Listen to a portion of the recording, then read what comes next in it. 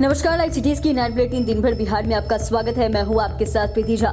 खबरों की शुरुआत करेंगे, लेकिन उससे पहले एक नजर डालते हैं आज की सुर्खियों पर। रुपौली में बीमा भारती पर बरसे नीतीश कुमार। रुपौली उपचुनाव पर पप्पू यादव बोले, कांग्रेस आलाकमान के आदेश का होगा पालन। बिहार में पुल गिरने पर लालू का तंज। बिहार के हर कोने में चल रही गोली। तेजस्वी का मुख्यमंत्री पर बड़ा हमला।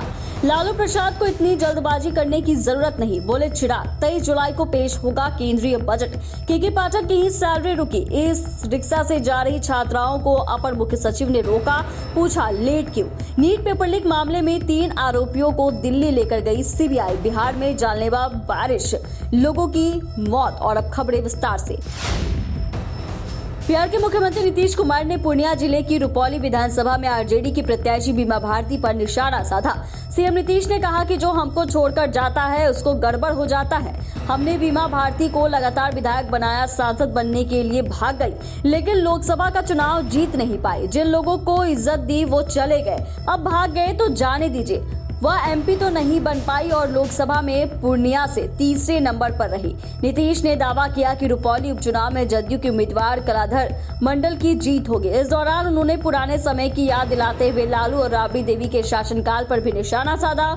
इस दौरान डिप्टी सीएम और सम्राट चौधरी, संजय झा समेत अन्य नेता मौजूद रहे।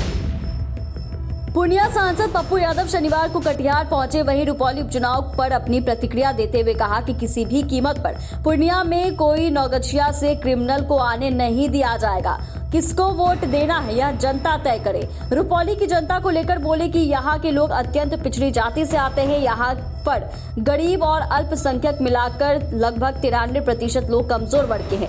उन्होंने आगे कहा कि कांग्रेस का जिसे भी समर्थन होगा, पप्पू यादव उस फैसले के साथ है। इस क्षेत्र में काम होने की जरूरत है, इसीलिए जरूरी है कि सही उम्मीदवार का चयन हो।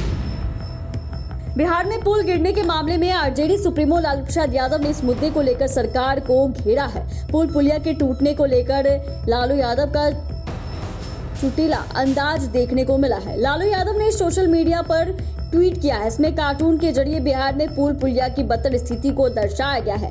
इस कार्टून में 2 लोग नजर आ रहे हैं। एक व्यक्ति स्कूटर पर है तो दूसरा राहगीर है। दोनों के बीच संवाद को कार्टून के जरिए दिखाकर बिहार की ध्वस्त होते पुलों पर निशाना साधा गया।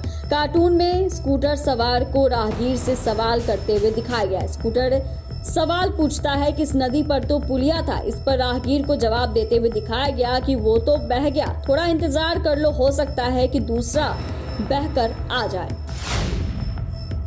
नेता प्रतिपक्ष तेजस्वी यादव ने एक बार फिर से सीएम नीतीश कुमार पर बड़ा हमला बोला है। तेजस्वी यादव ने बिहार में लॉ एंड ऑर्डर के मुद्दे को उठाते हुए मुख्यमंत्री नीतीश कुमार की तीखी आलोचना की है।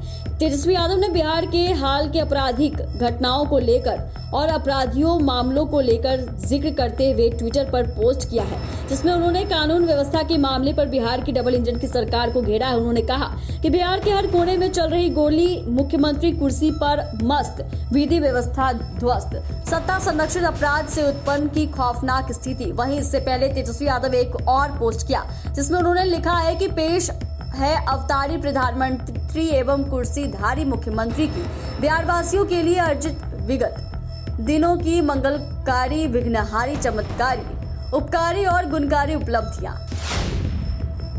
केंद्रीय मंत्री चिराग पासवान का शेखपुरा में कार्यकर्ताओं ने जबरदस्त स्वागत किया। इस दौरान चिराग ने लालू प्रसाद के उस बयान पर पलटवार किया, जिसमें लालू ने दावा किया था कि केंद्र की सरकार अगस्त महीने में गिर जाएगी। लालू के इस बयान पर चिराग ने कहा कि 5 साल तक सरकार चलेगी, उन्हें परेशान होने की जरूरत नहीं है। चिराग ने कहा कि लालू प्रसाद को इतनी जल्दबाजी करने की जरूरत नहीं है, अभी इम्तिनान से रहे। 5 साल यह सरकार चलेगी। चुनाव की तैयारी में उनको लगने का कोई मतलब नहीं है। प्रधानमंत्री नरेंद्र मोदी के नेतृत्व में एनडीए का हर एक घटक दल पूरी मजबूती से इस सरकार के साथ है।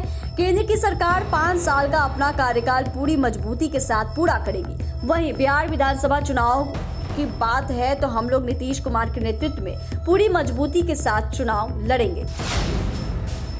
18वीं लोकसभा के गठन के बाद अब मोदी 3.0 सरकार अपना पहला बजट पेश करने जा रही है। इसके लिए केंद्रीय बजट 2024 की तारीखों का ऐलान भी हो गया है। वित्त मंत्री निर्मला सीतारमण 23 जुलाई को संसद में बजट पेश करेगी। इस संबंध में संसदीय कार्य मंत्री किरेन रिजिजू ने सोशल मीडिया पर एक पोस्ट साझा किया है और लिखा है कि भारत सरकार की संस्तुति पर राष्ट्रपति ने बजट सत्र 2024 के लिए संसद के दोनों सदनों को 22 जुलाई से 12 अगस्त 2024 तक बुलाने के प्रस्ताव को मंजूरी दे दी है। केंद्रीय बजट 2024-25 23 जुलाई को लोकसभा में पेश किया जाएगा।